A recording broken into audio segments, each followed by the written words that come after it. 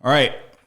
Welcome back to the podcast. Today, we have a very special guest, another masshole, just like myself. I'm not officially a masshole, but I lived in Boston for long enough for it to be considered. 3 years is good enough. I started comedy in Boston.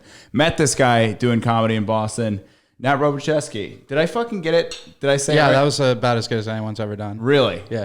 How is it actually? Like the best you could do is Rogachevsky.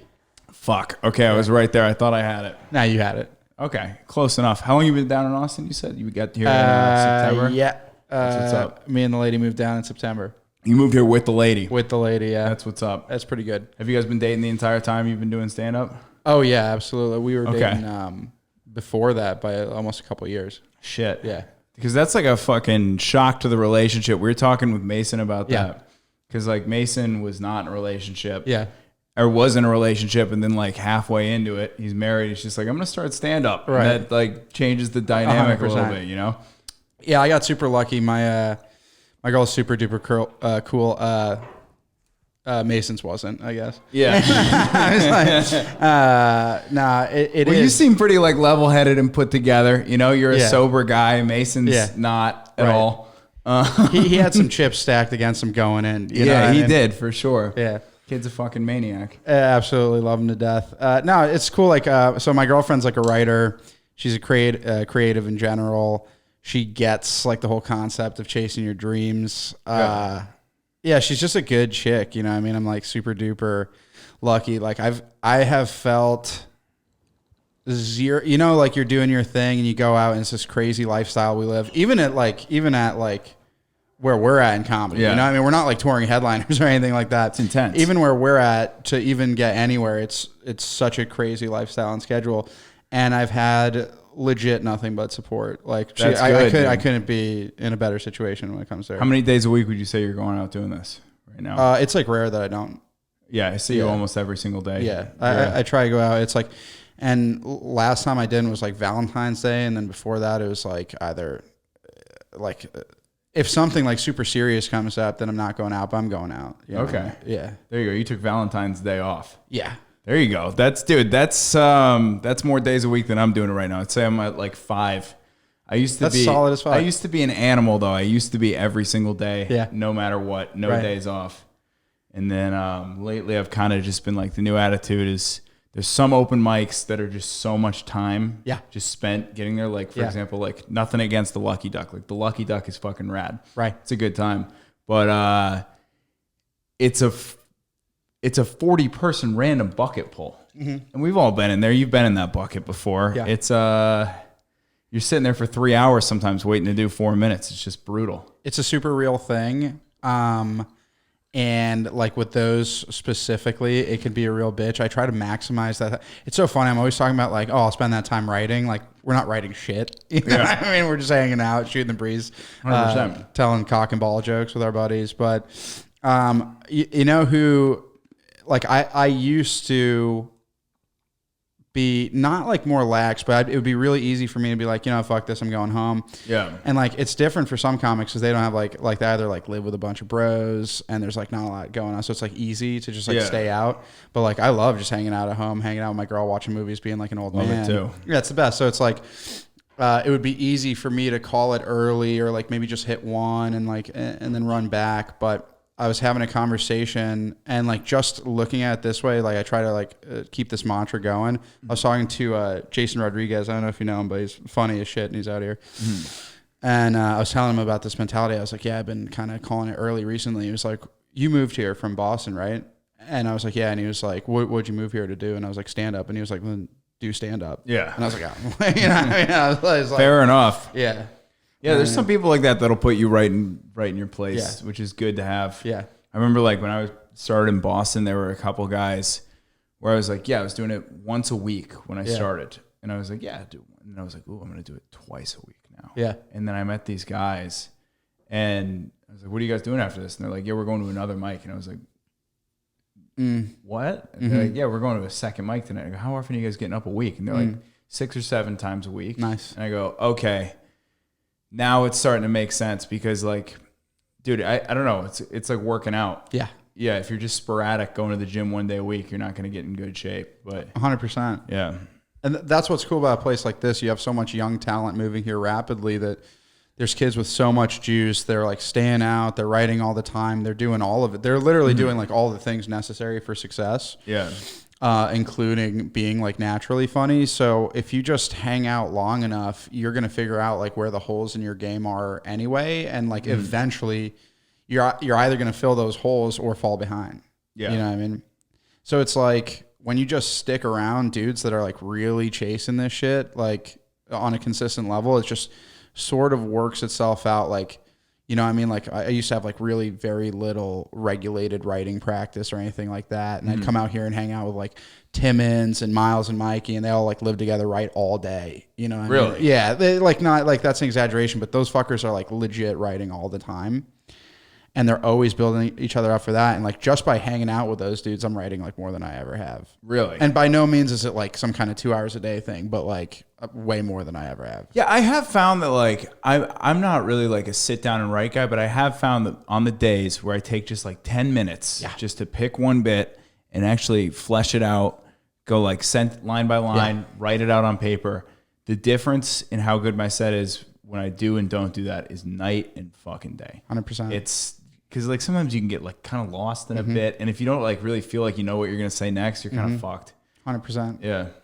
Yeah, some of that, and then like, you know, kind of going through the motions, and like there's something about like just doing your research and your editing and like you said, flushing it out that like keeps bits fresh, you know what I mean? All that kind of stuff. But yeah, man, like I just pick up the pieces along the way, you know, and like for example, how I write mostly and where like new ideas are coming in and like where I can really work stuff out is just walking alone. It's the best. Yeah. Yeah, they were. I was reading the other day, like both Albert Einstein and Bob Dylan got arrested for just like walking, pacing. Yeah. Dude, it's like the easiest way to come up with shit. It's just long walks. Yeah. It's fucking the best. Yeah, you like you go out there, you like turn the phone on silent. You get through that like initial like 20 minutes of like I want to check a notification or I want to text somebody or I want to figure out what's going down tonight. Like just work through all that like madness that is just like the human condition in the mind and like let that come and go, and then shit just starts coming. It's crazy. Yeah, I mean, I've kind of found the same thing where it's like the no notifications on the phone. The easiest way to like find stuff to talk about is to try to think about nothing. Yes, you know, because when I try to meditate, that's when my brain goes, hey man, I got all these ideas. You want to hear something? And it's like when I'm like, I need to think of something. Yeah. And I'm just like looking at TikTok or Instagram too much. That's when I have absolutely nothing to say. 100%. Yeah. 100%. Because then it's like, it's just coming from a different place. You know what I mean? Whereas the creativity is coming from somewhere within. If you're just reacting to something that's coming in from like an external force, then like, yeah, maybe like I know guys who like are really topical in their writing and they, you know, they'll react to like headlines or whatever. And I don't really ever do that unless like something just funny pops in my head. But I know people who can do that. But for me, it's just like, there's something on my mind already. I just have to like let it come out. Yeah. It's already there. Got to articulate it. Yeah. Yeah, there's something that's bothering you. Right. Like, for example, right now, my neighbor's fucking dog is driving me crazy. Oh, yeah? Yeah, dude. This guy next door I have 2 lovely neighbors, and then one lady next door. Every time she leaves this boxer at the house, or not a little boxer. I think it's a little French bulldog. I was about to guess. Yeah, this thing loses its fucking mind every single time she leaves the house. And I was trying to like figure out how to approach the situation, so I'm like Googling, trying to figure out like, all right, how do I literally couldn't think of what to do, so I just Googled it, and they go, first option is like confront them about it, ask them to quiet the dog down. I'm like, okay, that's reasonable. And the second is like write the condo association. And the third is consider meditation. Right. That's like, there's nothing you can do. If she won't do it, then there's nothing I can do. I'm hopeless. That's so funny. The options are like, it's either me or you or snitching. Yeah, 100%. Yeah. Me or you or snitching. Yeah, I didn't think of it that way. Yeah, I love snitching. You're into it? Oh, yeah. You're a big time snitch? No, I'll try the other 2 options first. You know what I mean? And 9 times out of 10, the situation will take care of itself. But it's just like, I try like not to, but it's so funny where the like East Coast Jew will come out and be like, I try to like go with the flow and be like, and then it's like, That's not within the rules of the condo association. It's like I just like turn into that. Throw them under the bus. Yeah, dude, you got to follow the rules and regulations. That's why they're there. It's so funny because the rules don't apply to me; they apply to everyone else, right? Like I'm sure I'm loud and disruptive, and I'm sure I do things that piss a lot of other people off. But it's like with me, of course. If it's bothering me, of course, then I'm gonna freak the fuck out about it. That's funny. I could have told you it was a French bulldog from like a mile away. It's like, what's up, Matt? I was gonna say, isn't this like the 6th Street after party?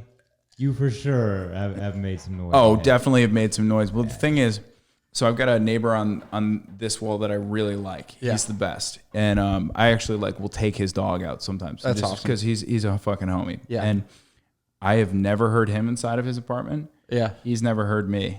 And I've asked him about it. I've been like, hey, we got back at like 3:30 last night. We were fucking hammered. Could you hear anything? And he's like, nothing at all. I go, nice one.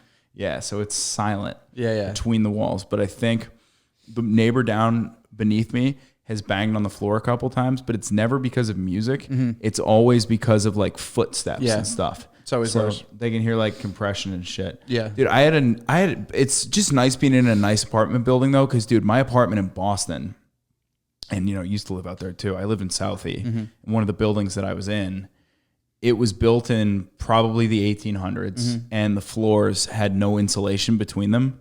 So when there was somebody like vacuuming downstairs, like it was like as if they were vacuuming inside of your apartment. For all of that for like 3 times the price of what it is. Oh, 100%. We paid out the nose. Yeah. We actually had a pretty decent spot. We had 3 guys living there for $3,000. In Southie. That's crazy. But this was like 2017, so it was a little bit different. It was a piece of shit building, and the landlord was a drunk. Were you doing like marketing or something like that? Tech. Okay, gotcha. I was just trying to figure out like what kind of like Southie bro you were. Yeah, dude. Well, I hung out with your stereotypical Southie bros. Yeah. Like I'm friends with the stereotypical Southie guys, and I still am. If you're gonna meet my fucking friends, they moved here from Southie. I love that. Yeah, they're fucking degenerates. That's the best. Yeah, where'd you live in Boston? So the last place I was at was like on the Mission Hill Roxbury line, like right there. So it was like on one side of us, it was like people who worked in the medical district. On the other side of us was project buildings, and I loved it. Like I always got on better. People in the project. Where's Mission Hill? It's like the Roxbury crossing stop on Orange Line. Yeah, that smells. Okay, hell yeah, deep.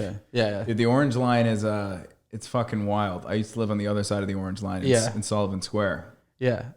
Yeah, man. Wait, so when did you start comedy?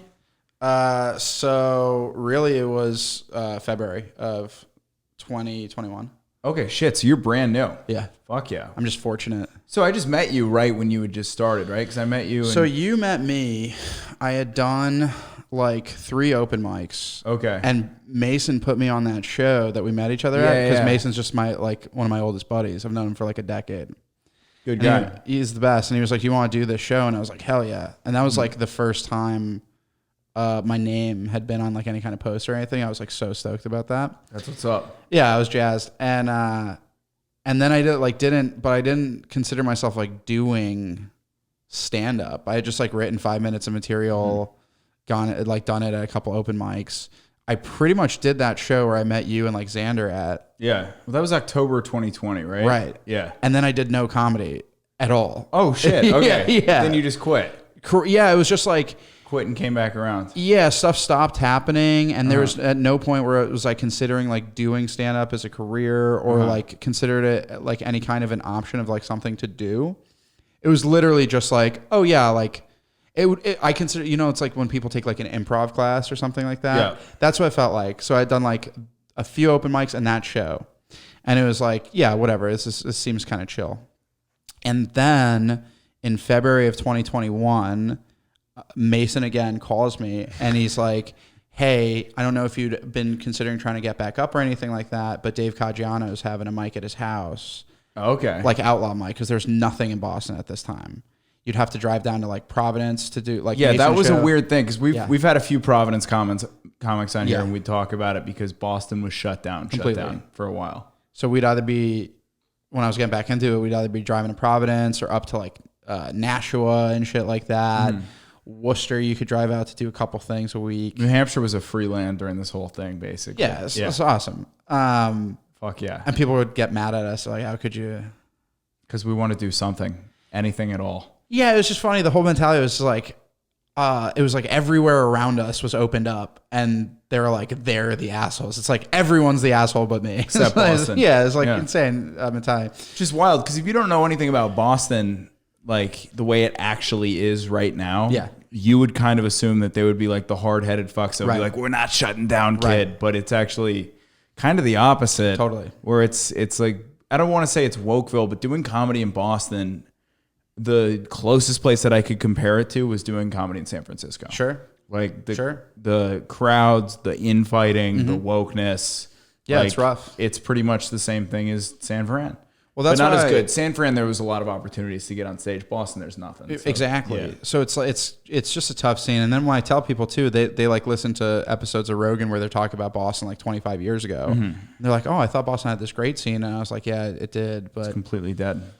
But so that I was just really fortunate that I did this mic at Caggiano's house. I had like written a bunch of brand new material like the day that Mason called me, and he was like, do you want to try this again? Yeah. And I was like, yeah, sure. Why not? And ripped it. Nice. February 2021. Okay. And people were like, who's this kid? Like, where's he been? Like, no one knew me or anything like that. And I was like, yeah, I don't really do it. And they were like, you should stick around. And I was like, all right, cool. And we were considering moving out of Boston anyway, and we were between Miami and Austin. Hell yeah. So why were you guys trying to get out?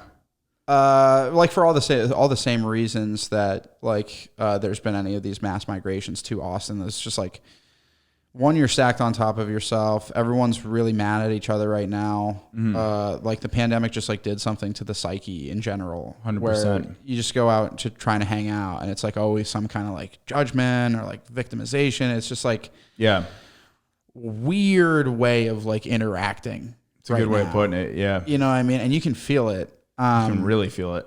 So when I came out to visit here in May to see if it made sense, because that's what we did. We planned a little trip.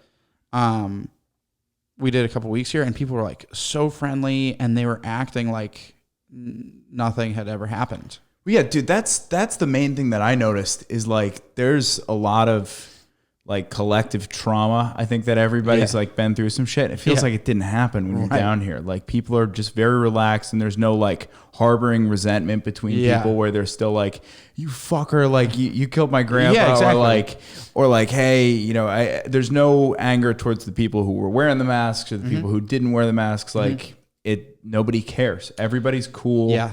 Nobody has asked me one time about what is going on with like my affiliation with like the vaccine or anything. Nobody gives a fuck. Yeah. And I'm not saying you shouldn't get vaccinated. Fucking do it. Who cares? Sure. Yeah. But there's no anger about the situation. And the vibe here is what drove me down here. 100%. I mean, dude, I went out here for Halloween, and I came down, I partied with my buddy Chase. I stayed with Sam Hunter for a couple of days. We got after it. The best. Such a good dude. It's the first guest in this room. It was great. That's sick. But dude, we had such a good time that I was actually planning on moving to New York. And I decided to come here instead, because when I go to New York, I get such bad anxiety that I can't think. You know what I mean? Because what you were describing, that anger, I've never heard anybody articulate it like that. But you're walking around and people are just not nice to each other. And people have kind of always been like that in New York, but it's to another level where people are like scared to interact with each other. And it's like the young kids who bring the energy into the city, like the NYU students. They're the ones who are the most freaked out and not going out. It's awful. It's fucking bizarre. Yeah, it's like gotten to the point where people are trying to like, it's like such a part of the culture, this degree of like paranoia and like you said, like underlying trauma and stuff, that like that thing of like when you go to shake someone's hand and they do this like instinctive like COVID. Yeah. And it's like, that's fine. I'm able to like move on from that pretty quickly and like just now continue like sharing information and like having a human interaction. But there's like the whole conversation is still in this like place. The whole thing. They're stuck there. And I'm like, man, like I'm not fucking with you about how you're dealing with this. You know what I mean? Like you're totally entitled to like, if you want to wear a mask outside, wear a mask outside. Like it doesn't bother me. You know what I mean? If you don't want to shake my hand, don't shake my hand. That's fine too. Yeah. But like if you're willing to talk with me, like talk with me. Like we don't need to talk about this. Like we're here now. You know what I mean? And so it's such a big just part of like the conversation, the culture, like this and that. That's like, it's just crazy. It's on my mind constantly when I'm in New York. Even though I don't care, the approach to it is what's freaking me out when I'm walking around in New York. I'm just like, everyone's head is still in that zone. It's crazy. And there's some people that are never coming back. Yeah. Because like, dude, I follow NPR really closely on Facebook because I think it's like the perfect gauge of where like the left of the left is, where their head's at. And like they were talking about, you know, basically the idea that because Omicron is so infectious and because, you know, people have been vaccinated and all this stuff, we're going to have herd immunity pretty soon. And the idea is that like, we're going to be opening back up. And there's all these people in the comments that are just like, we can't. Some people are talking about how like, I haven't had a cold in 2 years. And it's been awesome. Yeah. And I haven't had the flu and it's been phenomenal. So I'm just going to keep wearing a mask till the end of time and continuing to sanitize everything. And it's like, hey man, like you getting a cold is if you're 40 years old, is a worthy price to pay to go back to normal life. Like we need to snap these people back into it at some fucking point. Because like, what if we get back to this point where it's 100 COVID cases a day or something like nutty low like that, or 1,000. Sure. And people are still acting like we're in the plague. What the fuck are we going to do? Because I think there are just some people who are never recovering mentally from this. I think they're just not coming back.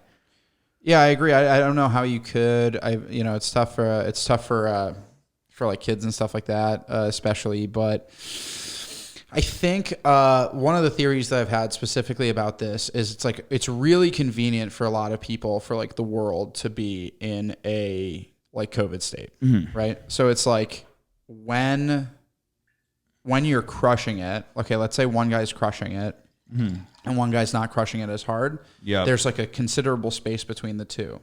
But if the whole world shut down, right, and no one is really crushing it. Now, like if Amazon and Walmart and Apple had their profits fall by 50% during the year 2020 and 2021, I'm not saying the pandemic goes away. What I am saying is the urge to get back to normal is a lot different. Yeah, we're not in a big rush. Yeah.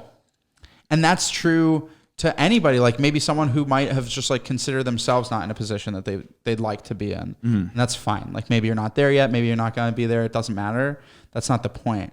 But it's like, I felt like I noticed so many people, especially in comedy, dude, because you check out like these like Facebook group chats about Boston comedy and they talk about the comedy scene. It's like a different scene. It's like the different scene than what's existing in the real world. They talk about these events or these protocols. And I'm like, I've never seen you ever in my life. Oh, dude, I noticed that in the Boston comedy group all the time too. This was a little bit before you started, but this is fucking hilarious. There was such massive infighting in the Boston comedy Facebook group. Yeah. That I forget who started it, but a war pretty much broke out. It was like a civil war between the old Boston comics and the new sort of like woke comics in Boston. And it got so bad that the admin just deleted the Boston Comedy Facebook group. That's why the new one's part 2. Boston Comedy part 2. Yeah. And dude, it's like that little war is so funny to me because what I always notice is the people who had the most to say, and this is true for any Facebook group about comedy, the people who have the most to say about the scene, of where things should be going, what should be going on, are the people that you have never fucking seen. Yeah. It's not you where I see you every single day. It's not you where I see you. You're at an open mic pretty much every day of the week. I see you guys every day. You're not the ones being like, we need to do this. It's crazy. I love that Austin doesn't have a comedy Facebook group where people can interact with each other on the internet. We have no method of interacting with each other online. That is fucking awesome. Yeah, it's great. It's fucking awesome. I've heard there are some like secret group chats amongst like the old Austin crowd, like the pre-existing Austin crowd. And that's like a whole nother conversation in itself.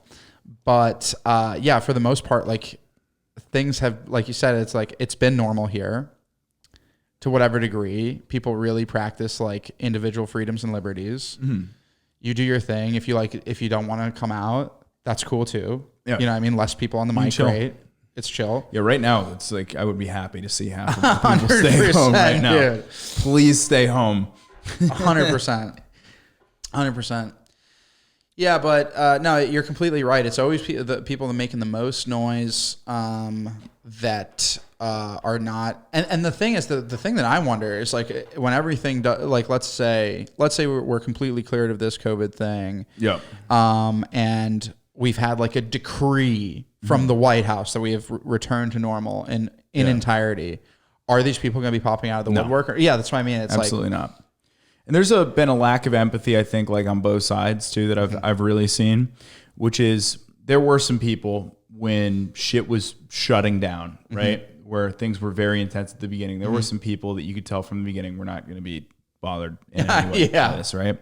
And it's tough because I do know people who are like nurses and teachers, and it's been brutal. Like, for example, like 50% of teachers in the U.S. right now, according to a poll, are ready to quit in the next year, which is crazy. That's horrible. So maybe we should be a little bit nicer to the teachers and the nurses, probably be a little bit cooler to them, right? At the same time, another thing that I saw, there were a lot of people that I knew, myself included, that had to commute an hour every day to go to work. Some cases meant much more time. Had to go sit in an office that we didn't like being in. Yeah. And then it went from being like that to working right there at that fucking desk for 8 hours a day, chilling, not commuting anymore, drinking your coffee in your own apartment. Your life got substantially better by the pandemic, right? Right. Those people whose life got made way better by the pandemic are screaming at people who like lost a small business that they need to shut down. What the fuck is wrong with you? I'm sorry, but like I got no shred of like, who the fuck does that? Like if you're working from home, just like consider for a second that like not everybody had the experience that you had through this whole thing. Like some people lost their ability to do anything at all. Right. It's fucking crazy. Yeah. And it's like also, like you said, it's really a lack of empathy thing where it's like, we like, let's enjoy like the positive sides of this thing. And that's it. Yeah. I'm down to never go back to work again. Right. I'm 100% down. Yeah. Yeah. It's been nice. Yeah. A lot of companies are just like totally restructuring where like there's basically no office environment. Tell you what, I couldn't be here without the pandemic. It's a fucking fact. Sick. It would have been so hard to find a job down in Austin. That's sick. A lot of people coming down here. But I don't know, dude. It's been wild, I think, like for a lot of people mentally and stuff. And you're a sober guy, right? Yeah. You've been doing that for about 5 years, you said? 5 in July. Fucking A, congratulations, Thanks, man. That's what's going on. Thanks. I'm right there with you today. We're hammering this fucking seltzer waters. Cheers, dog. Cheers to that. Yes, sir. The biggest game changer for me this year was Maddie, you want in on this? Yeah. The biggest game changer for me this year was the soda stream that I got for Christmas. Has changed my life entirely.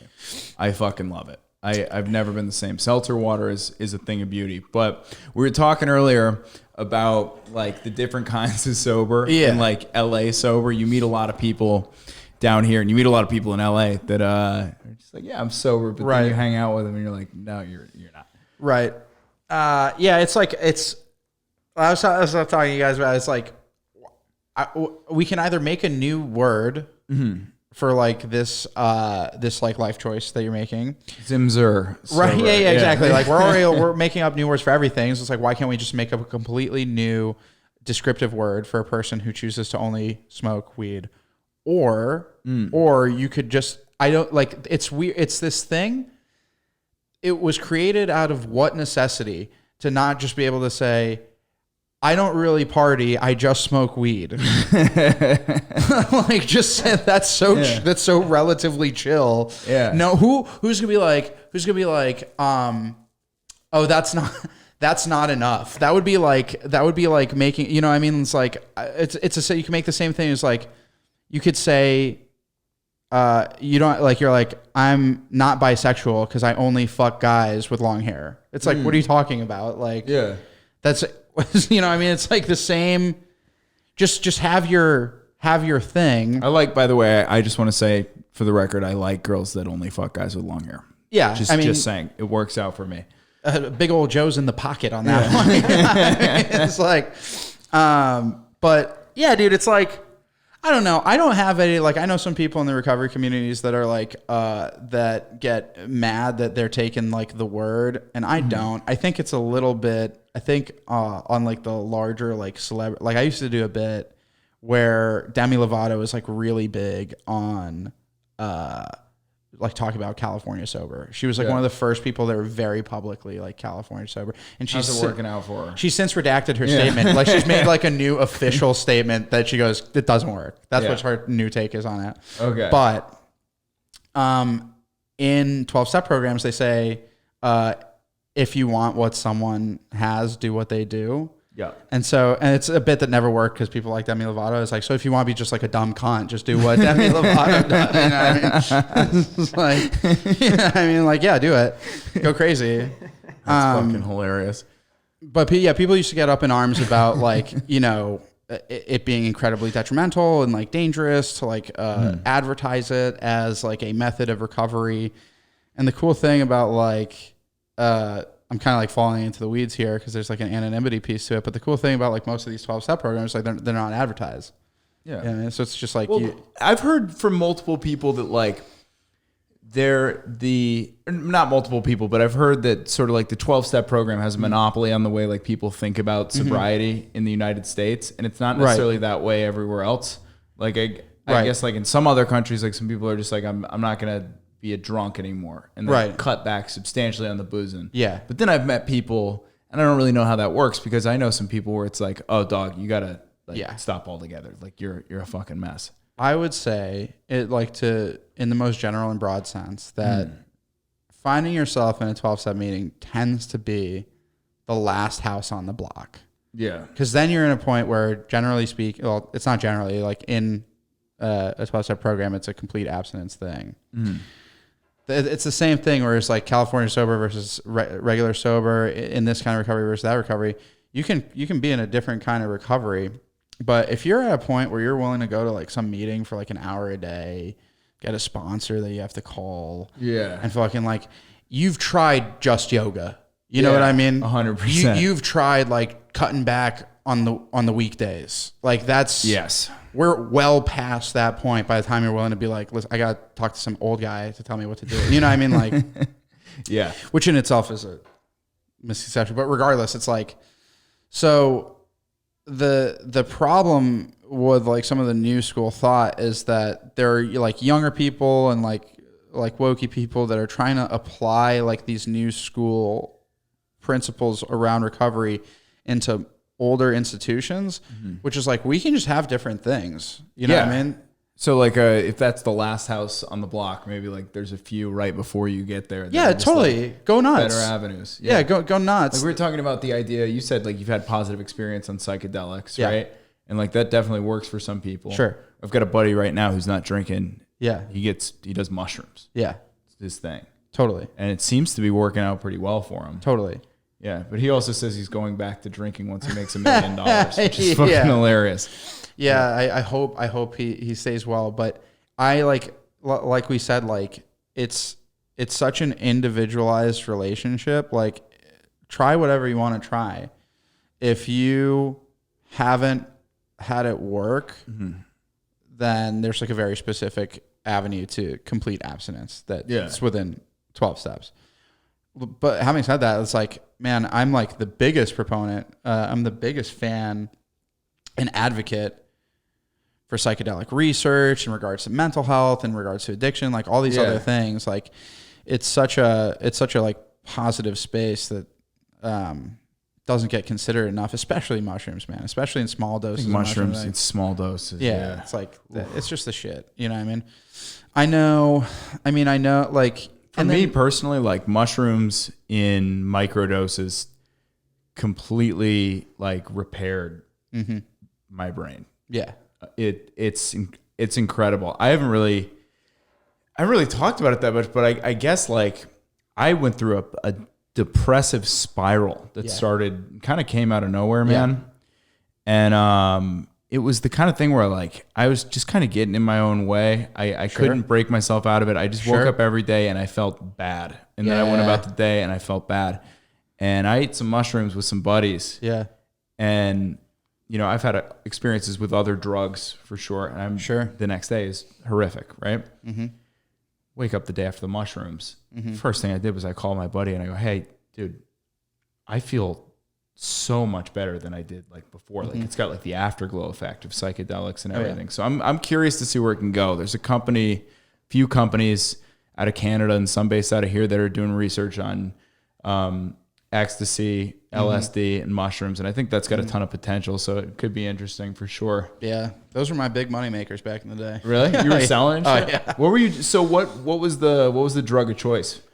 So for me to ingest personally, heroin. Holy shit! Yeah, I love heroin more than any worldly thing. Wow. It's the best. But I sold a ton of acid, a lot of mushrooms, a lot of pot, and ecstasy was like where I made the most money. That's wild. Yeah, MDMA specifically. So you're just dealing in Boston and shit, or? Yeah, and I would travel a lot to music festivals and like just do crazy good on the road. I'm sure you clean up selling ecstasy at music festivals. It was insane. There was this one little sweet period with me and a couple of my buddies that I'll shout out that we had run around. So we were like early users of like the Silk Road and like the dark web and all of that, like online free ordering. Ross, by the way. Yeah. 100%. Yeah. And like, yeah, as a totally sober, like very much so in recovery guy, free Ross. So we would, dude, it was so crazy. Like to think that this was like what my life looked like. We would order like massive quantities of MDMA from like Germany and Belgium and shit like that. Show up to your doorstep. And what would it show up in? Was it just raw in a package, or? This is the craziest thing. So depending on the vendor, because it's essentially an Amazon, it's like an Amazon, and you have your vendor reviews and stuff like that, and they will rate you based on, speed of delivery, like the degree of stealth, the quality of the product itself, and this and that. And like everyone is writing these extensive reviews. And this one time specifically, we got I think a couple kilos of MDMA, and I get this package, multitude package, and it was like 200 lipsticks in like a promotional box that you would see like opened up at like a Macy's or something like that, with like all the ads on it, models, every single lipstick individually like shrink wrapped plastic and everything. It's just a piece of lipstick. I'm trying to figure out like if it's like underneath in some kind of like compartment. So I can't find my drugs. I think I'm like burned. I thought I got beat. Yeah. And I like crack open the lipstick. I take like the wax itself out and everything. I'm just like left with like the plastic like casing of the lipstick. I'm like, I can't figure out anything. Essentially, it's the tube that holds the lipstick and then the spinning mechanism with plastic that's a little denser. And I'm like, where could it be? And so I hit the little spinning mechanism with a hammer, and like an eggshell, dude, this like 2 millimeter thick plastic just peels open, and there's like a perfectly vacuum pressed block of MDMA like this. Holy shit. That's like perfectly encased within this thing. And it was like 5 grams exactly of MDMA, and there's like 200 of those. Oh my God. Yeah, so piece by piece we're fucking cracking this shit out. It was absolutely insane. Holy fuck. Yeah. And then we would take that shit and we'd bag it up by the half gram, and we'd stash it in hula hoops that we made out of like bendy PVC. And then we'd like adorn them with like colorful things to make it look like just like hippie shit. And then we throw it in the back of my mom's Honda CRV and take it to Michigan and sell it to hippies. Holy shit, dude. It was awesome. So what festivals were you guys like going to? We did Electric Forest like 4 years in a row. So people are buying ecstasy like fucking candies over there at Electric Forest. It was crazy. At one point, me and a buddy of mine who I won't name, who knows who he is, we would like have like sell offs. And you have to understand also, I'm already a drug addict. Yeah. Are you dabbling with the MDMA or just fucking with the heroin? I definitely was partying on everything. And I was like really like involved in the scene. I liked the music, and I would go out and party and do all that stuff. I got like a Grateful Dead tattoo and shit. And but I was like the one that was also like secretly like an Oxycontin addict the whole time. You know what I mean? Okay, They were all like peace and love, and I was like, yes, and also heroin. And so, but at its peak, the most I took home in a weekend gross profit was like $25K. Holy shit, dude. Yeah. You got to work real hard at stand up to make $25K, dude. Right. Wow, that's fucking insane. Yeah. And so, dude, so you're ordering all this shit off the Silk Road. If you're getting it on Silk Road, you have to use Bitcoin to get this, right? Yes. Did you have any fractional Bitcoins left over that got left on a hard drive or anything? So I had Bitcoins seized during the initial shutdown of the Silk Road. Wow. I had straight up like 13 Bitcoins. Oh, yeah. Brutal. Yeah. So there were no like fractional transaction like left. No. How do they get into your wallet and seize it? So it's escrow. So it's like you have your wallet and then you would upload it, and it takes like 2 to 3 days to get into this escrow place that the Silk Road operates. Mm-hmm. Like it's their own blockchain.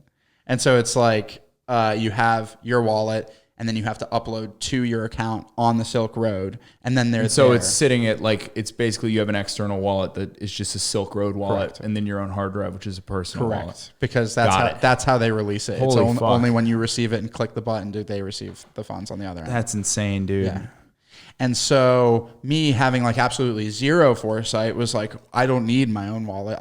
I'm only buying drugs with it. You know, I mean, I have nobody had any idea. This is what, $100 a coin back then? So you had like. Yeah, I think the most that ever was when I was messing around with it was like, it was fluctuating, but it was like $170 at its top. Dude, I mean, there's so many crazy stories like this. Like one of my floor mates at UVM, this fucking guy, sophomore year, I remember he was telling me about the Silk Road. Yeah. And telling me about getting mushrooms on the Silk Road. Yeah.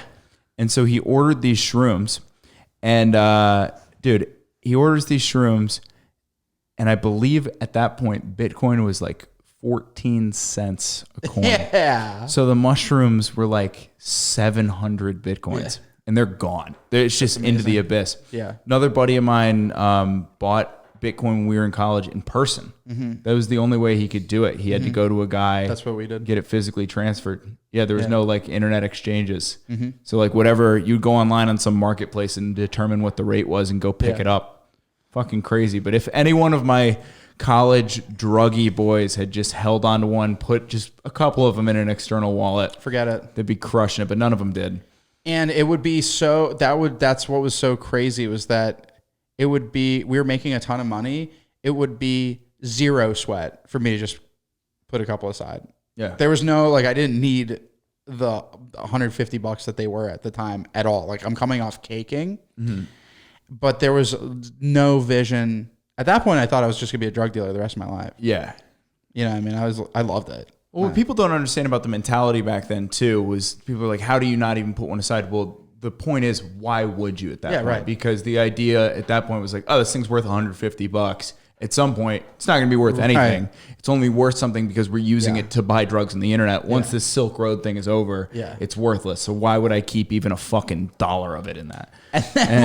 And so if it would drop in value since transferring them, I'm like, oh, this is so whack. I have to like put another one in there to complete this purchase because they've gone down like $20 per coin. Holy shit, man!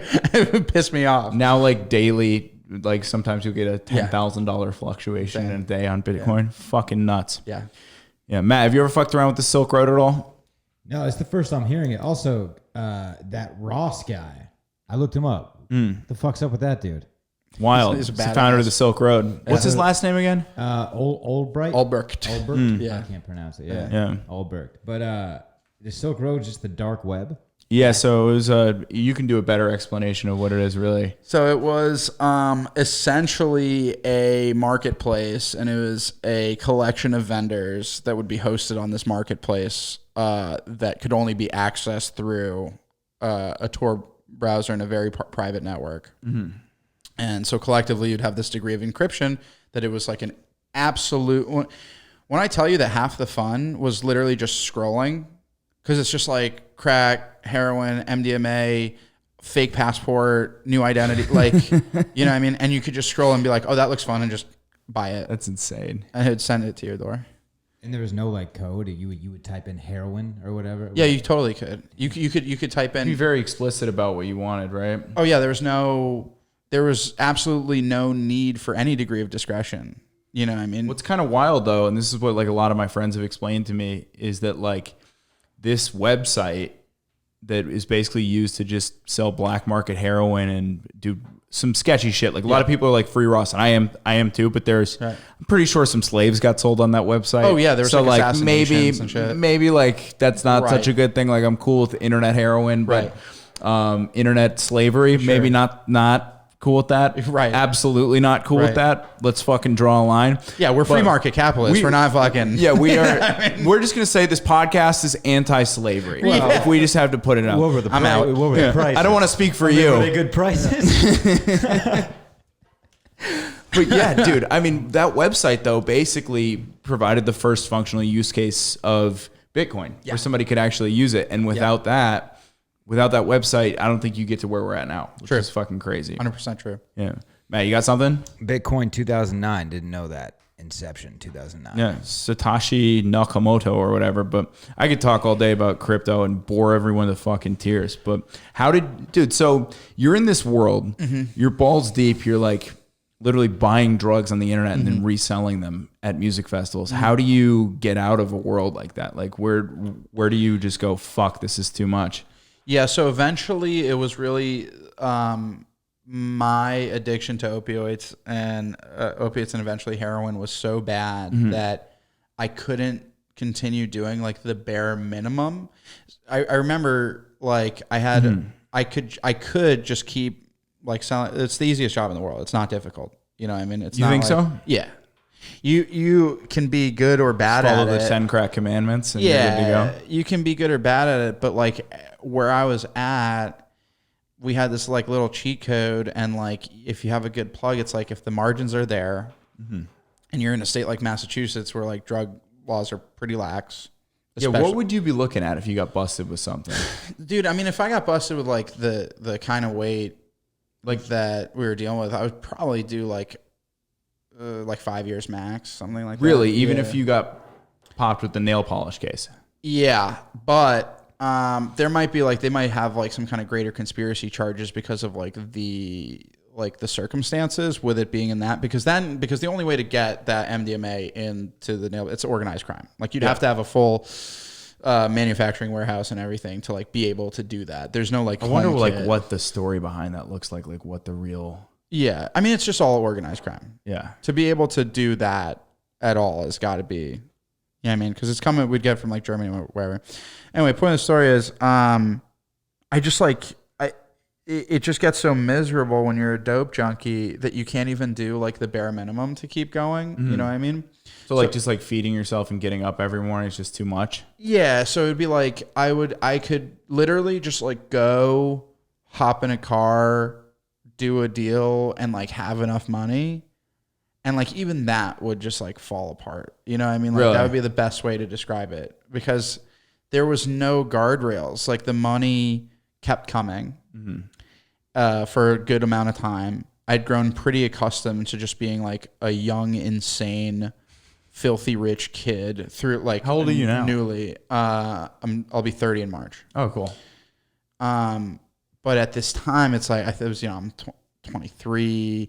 From like 19 to 23, I'm doing this. I get sober at 25. But it's like, it's just such an insane lifestyle. Money keeps coming in. We're like affording things we shouldn't be able to afford. We're living this crazy like schedule-free lifestyle. It's like completely off the rails.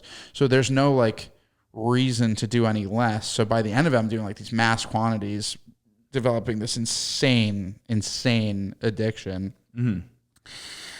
And like I just can't really function in like a generally normal fashion while everyone else is like, just getting out of college, like getting their first jobs, like stuff like that. I'm just like going crazy. And in terms of like getting out, like I got kind of forced out of hustling. I kept returning to selling drugs. And I did even when I first got sober.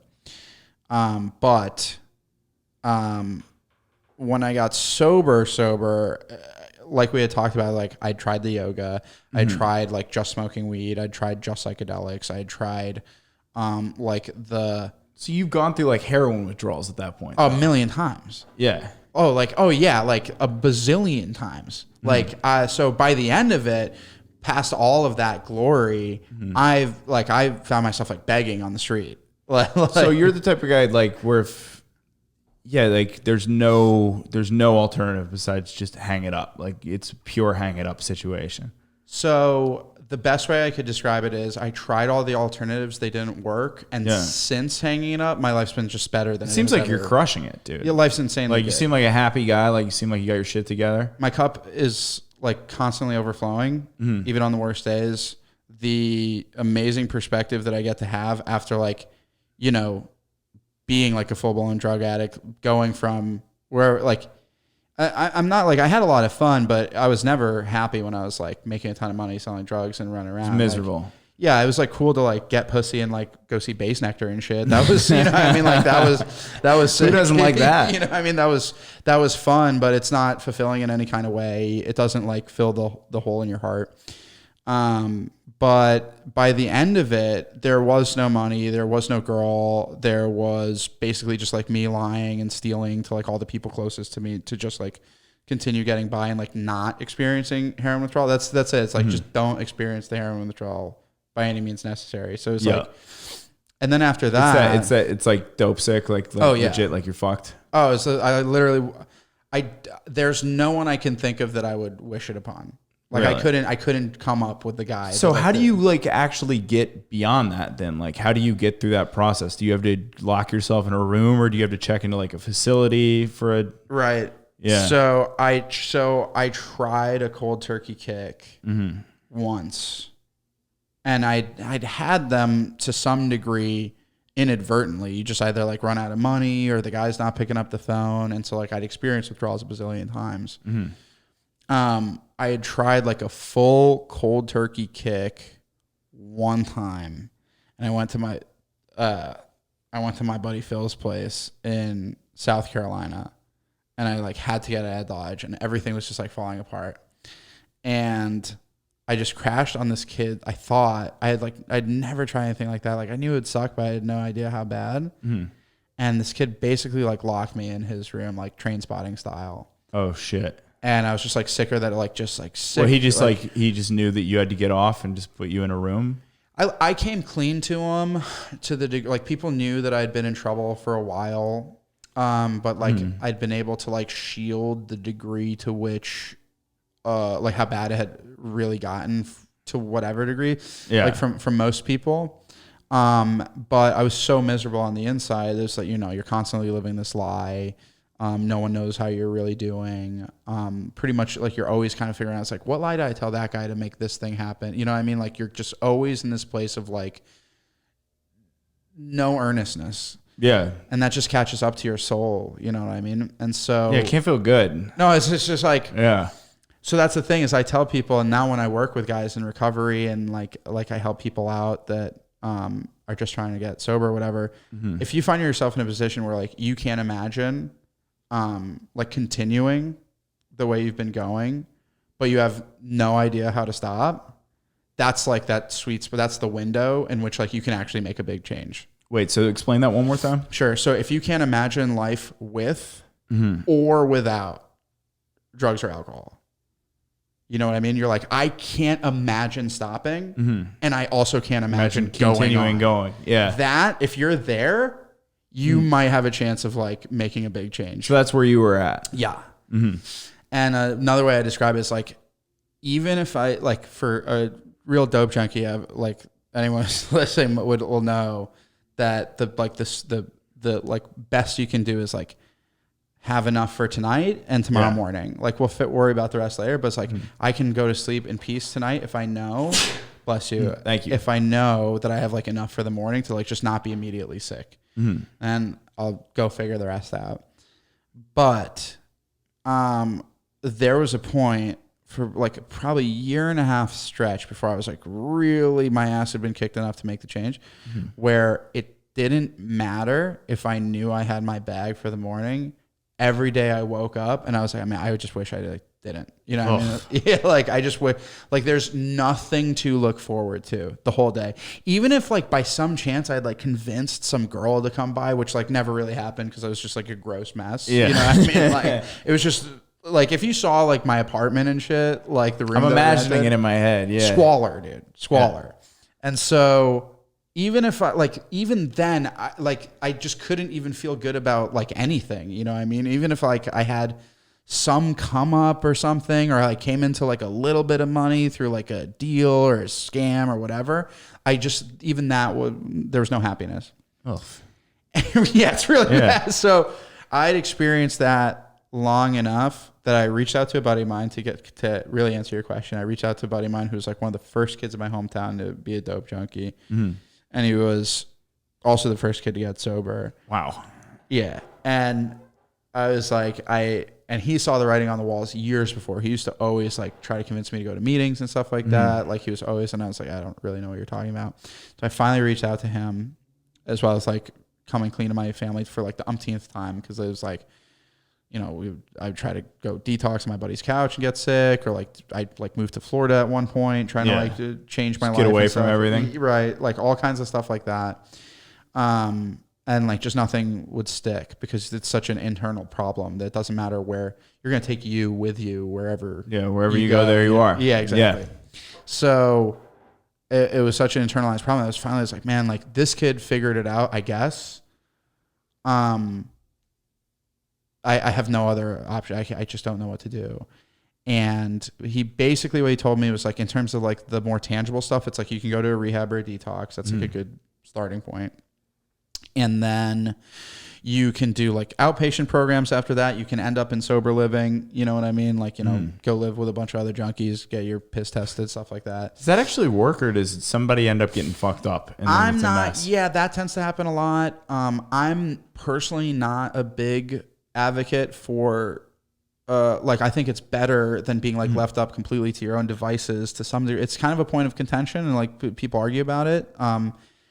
It's kind of a bullet a lot of people just have to bite. Yeah. Like it does suck because you think about it. It's like you're this completely insane person. You've been insane for a long time. You haven't been growing as a person for like however long you've been in like full blown addiction. And now I'm going to throw you in this like snake pit with a bunch of people who are just like you. It's a crazy, crazy thing.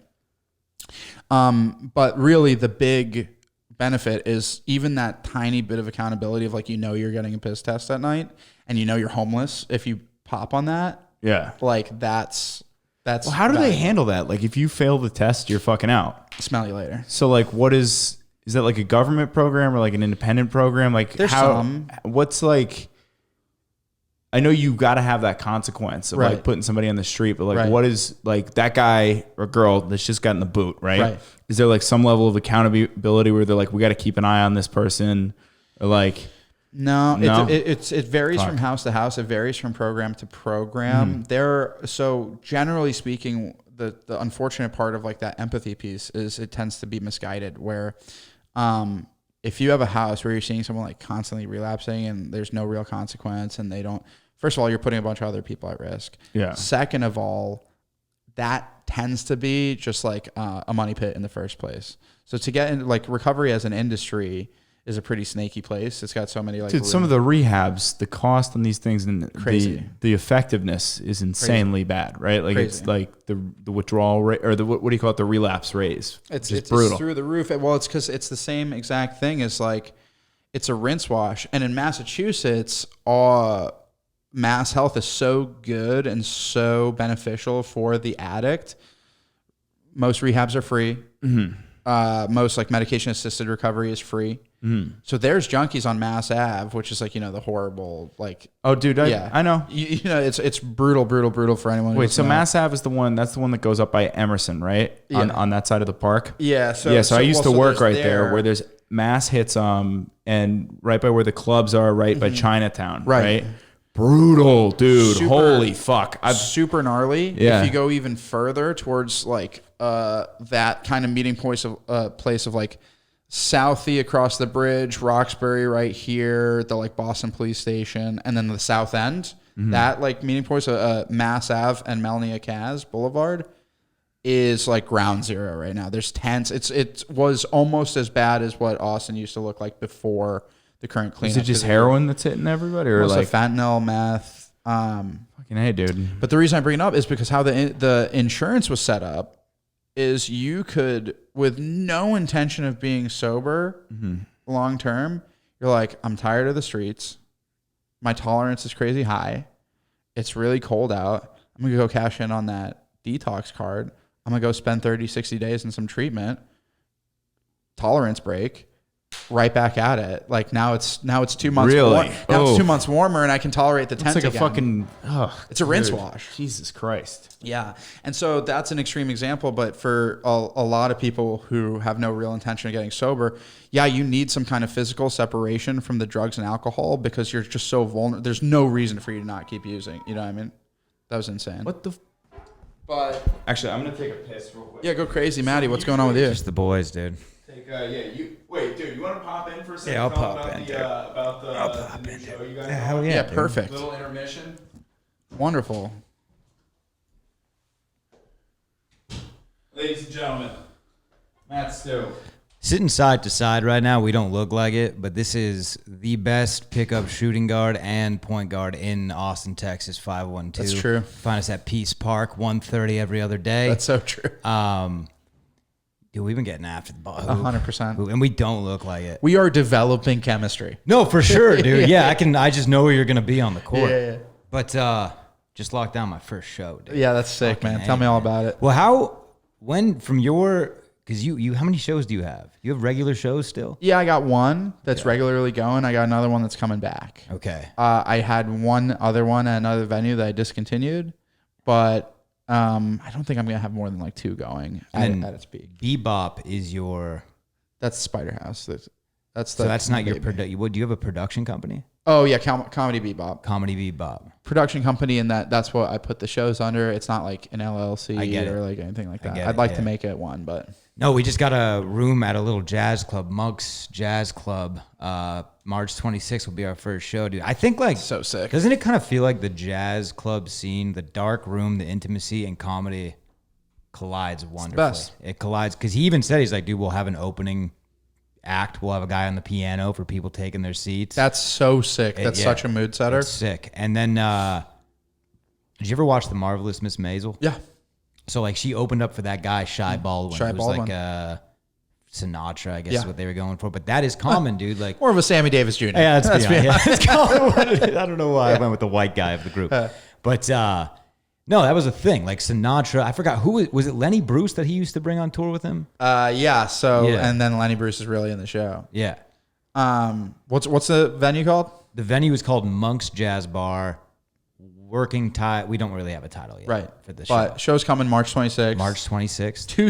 Two shows, which is sick. Kind of new for the scene. Yeah. Yeah, we're gonna do an 8 p.m. and a 10 p.m. Awesome. Try to have. I want the same lineup for both. So, I mean, that's just like a road show, you know, late show, early show. So it's sick, dude. And we're gonna try to get it monthly. Just got to show to this guy that I can fill. So do you say you bark Zilker?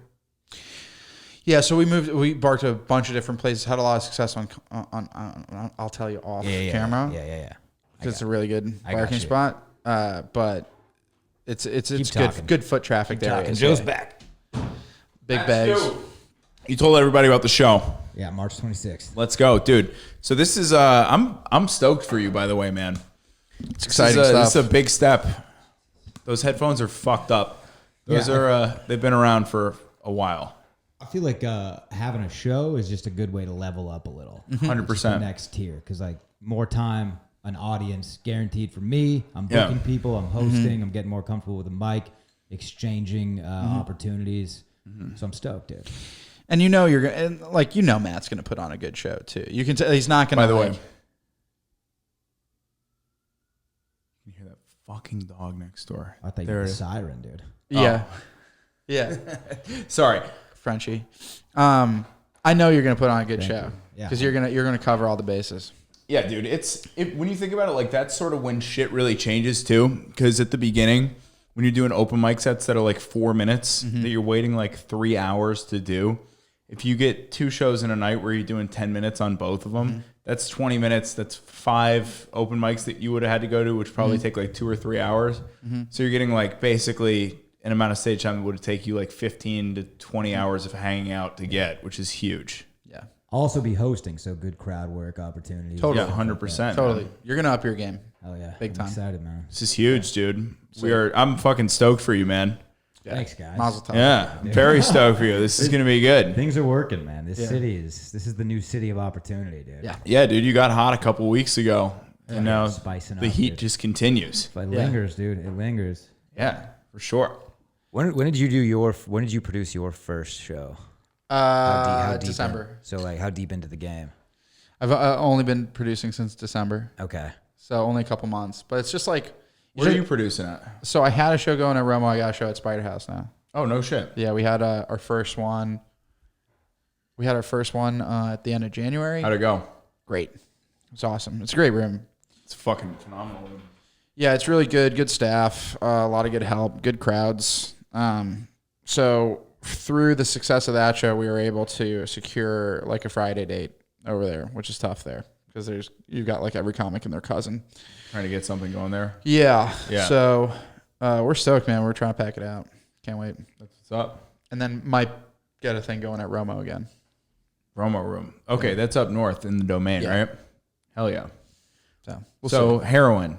Yeah, hell yeah, dude. Now we're talking. I was like, what the fuck are we talking about comedy for? No, but dude, it's like it's so funny because like every comedy podcast, like all of us very easily could just talk about the plights of open mic comedy and how much it sucks so much of the time.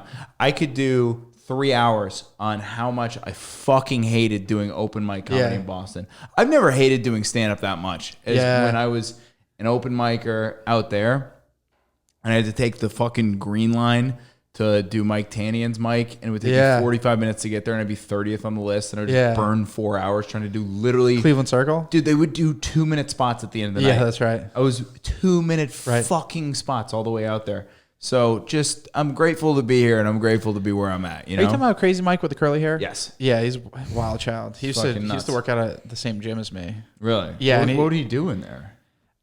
Just like really weird guy stretching. Yeah. You know what I mean? Like just like classic weird guy stretching, like hit stuff, but not really. Like no, I'm not even knocking him for like doing weights, but he was just like the classic guy that would just kind of be around stretching. You know what I mean? I think he just liked the community. I know what you're talking about. You know Everybody's got a guy like that in the gym. Dude, there's this this dude in my gym where he's got a little bit of like the crazy old guy thing going on. Yeah. He's so flexible. He can do like a split. That's just like, maybe you should get after him. That's cool. Because we have a natural inclination as dudes. When we go to the gym. There's like 3 things. It's strength, endurance, flexibility. Right. Those are the 3 things that keep you alive. Of course. And as guys, we tend to fucking only focus on one. What's the 4th one? Well, I see what you're doing now. I was gonna ruin the joke. No, do it. The 4th one's yoga. I mean, I go you scope yoga. Go to the gym to scope yoga pants. Scope yoga. Yes, 100%. Yeah. And there is talent at the gyms here in Austin, Texas. It's fucking crazy, dude. It's unsafe. There's a lot of weight on my back. We need to separate the male and female thing. Someone's gonna get hurt, dude. I fell in the gym squatting. I fucking ate shit on Friday. It was brutal. I thought I was going to blow my fucking hip fell out. Squatting? Yeah, I was going for a personal record. Dude. And I had a spotter that wasn't strong enough to pull up the weight that I was doing. Dude. So I just kind of went down. Yeah. It's more embarrassing for the spotter. spotter. Horrible. It was so bad, dude. Yeah. It was. I didn't get hurt, but it was just like with a bunch of hot chicks around. It's the worst thing ever. Dumping weights off the side. Yeah. Just like brutal. That's fucking brutal. What's worse, bailing on an actual squat or using a Smith machine? Using a Smith machine. Yeah. Dude, it's the worst feeling in the world. Yeah. Dude, downstairs, I figured out why Smith machines exist, and it's insurance liability. Yeah. It's the only reason they exist. We have a squat rack downstairs. If it was not a Smith machine, I would not need a gym membership because nobody's ever on it. Squat rack, turn it into the bench press. You have an entire workout there, deadlift on it. Yeah. The fuck can you do with a Smith machine, dude? It's crazy. Yeah. It's also insane that like it's no matter what your body type is or your alignment or anything, it will always be one motion. You know what I mean? Like that seems dangerous. Yeah, for it fights the natural variations on the way up. Like you're supposed to be, and some of them allow the machine to just sort of go like this, so you can go to a weird path. But I think it's just unnatural, and I can actually lift less weight on a Smith machine, which is crazy. It's super weird. But that sucks about that squat. I'm sorry that happened to you, man. No, but I was fine. It was just a little embarrassing. No, that's what I mean. It was fucked up, dude. So when that sounds like bombing. You know what I mean? Oh, dude, bombing. Getting air raided by a bachelorette party. yeah. That's going to be what, dude, I swear to God, I went to the sauna today, and I love my gym because I can walk down 6th and come back. I walked back, I swear to God, at 4:00 in the afternoon. Yeah. I walked by like 5 or 6 bachelorette parties just hanging out in the middle of the day. If you're single in Austin, Texas, and you just want to meet any girl at all, like you just go to East 6th. Yeah. Because that's where they go. They go to 36th. They don't know what to do. East 6th, 4:00 in the afternoon on a Saturday. Yeah. It's just a bunch, just like, it's crazy. We don't know what to do. It's 11 girls, and we don't know what to do or where we are.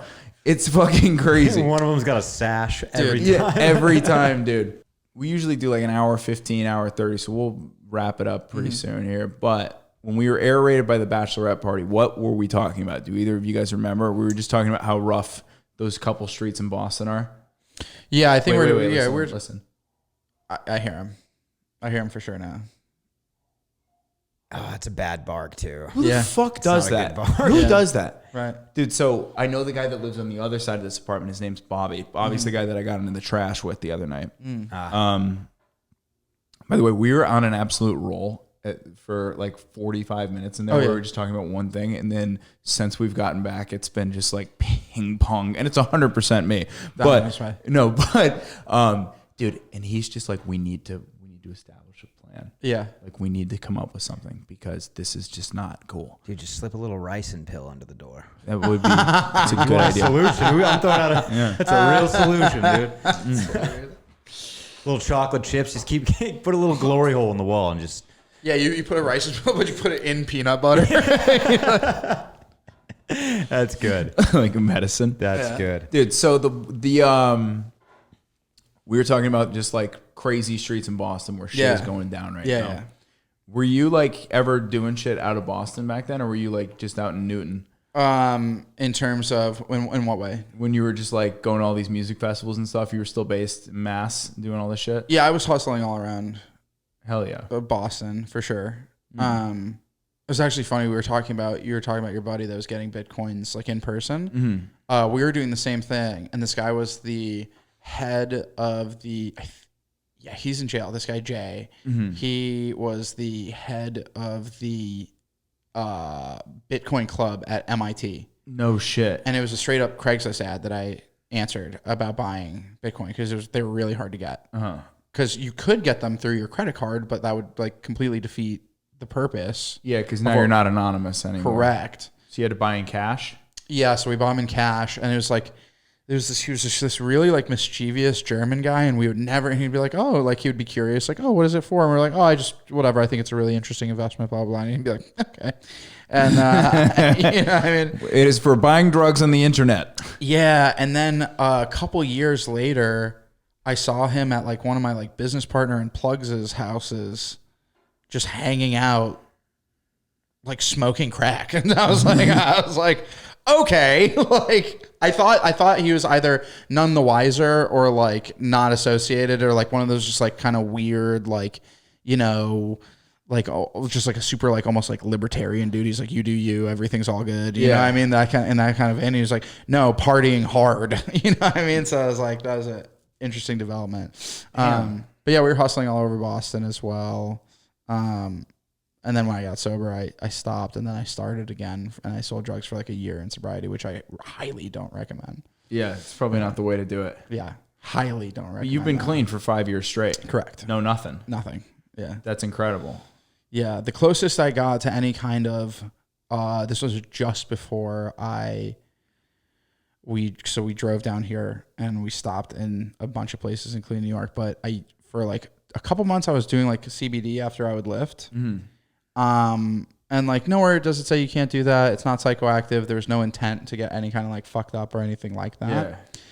The night before we started the first leg of our drive down here, I had like a little bit left in this bottle of CBD, and I saw it was like just a tiny bit of this like tincture, and I was going to bed, and it was one of those things where I took my regular dosage, and there was this tiny bit left, and it was like, you're not going to leave like this much milk in the carton, you know what I mean? You're just going to finish it. And so I was like, whatever, I finished it. And it just like kind of felt like more than I was accustomed to. It was CBD. If you take a high enough grade of CBD at a high enough dosage, it can kind of feel like THC if you hit it hard enough. And I have had negative experiences with THC since I was like 20 years old.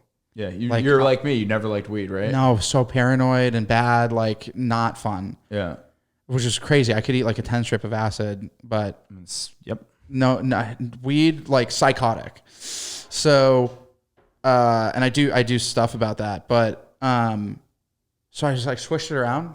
I was like, it kind of feels like a lot, whatever.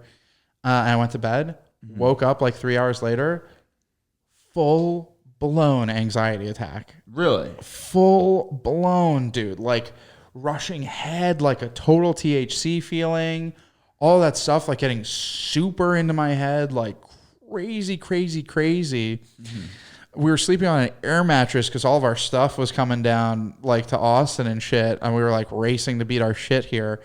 And I was like waking up like freaking out, like I had this whole, we were literally about to like change our whole lives, and like everything is just kicking my ass, and it was like the worst fucking experience. I didn't wake my girlfriend because I was like, one of us needs to be like cohesive for this, like for us to start this journey.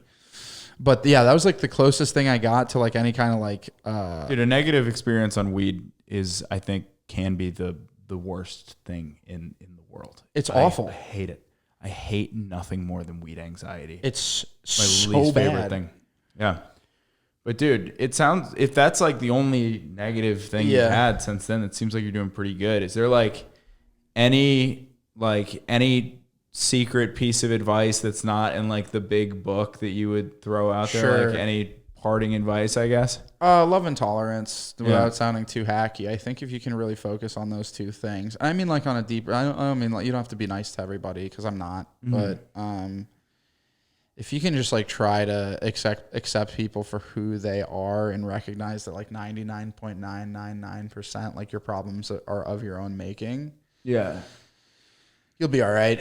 And that's like generally true for like whatever. It's like the extreme ownership angle, like the Jocko Willink thing. Yeah. It's more so like that for sure. And also like just on a like mental and emotional and like spiritual plane of like looking at it. It's just like everyone's just doing their best. You know what I mean? Yeah. Like so many times we get caught up in like, it's so easy in comedy, especially it's this weird space that we're navigating, so many egos that we're bumping up against.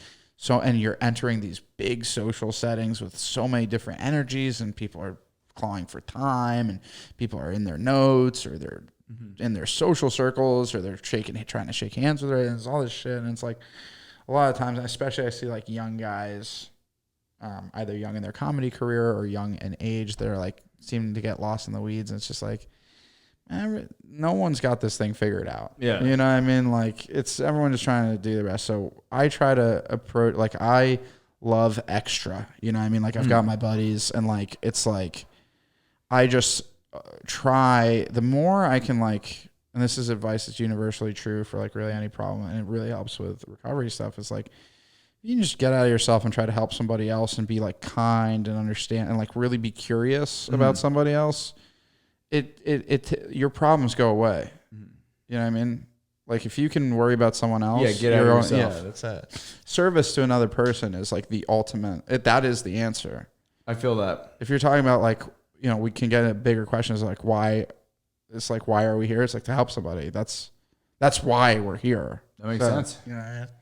That's my like. Well, dude, I think it helps. Like I think just, you know, I didn't know that you'd only been doing stand-up for a year, and I think the fact that you've got this recovery angle behind you for sure sort of like almost adds like a couple years of experience under your belt. So helps a lot. It's cool to see, dude. You're fucking crushing it. Thanks, man. Yeah. Appreciate that. Anything? All right. Anything you guys want to fucking plug before we go? Matt, I know you got the new show. Nat, you got anything you want to throw in there? Yeah. What date? Your show is March 26th. Saturday? Yeah. My show is Friday, the day before, March 25th at the Spider House Ballroom.